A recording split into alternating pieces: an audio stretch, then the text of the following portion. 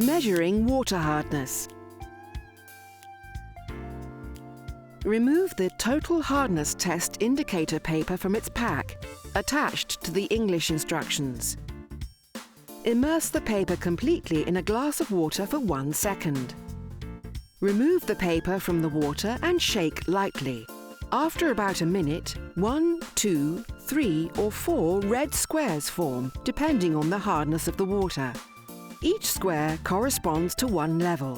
1 red square equals soft water, 2 red squares equals slightly hard water, 3 red squares equals hard water, 4 red squares equals very hard water.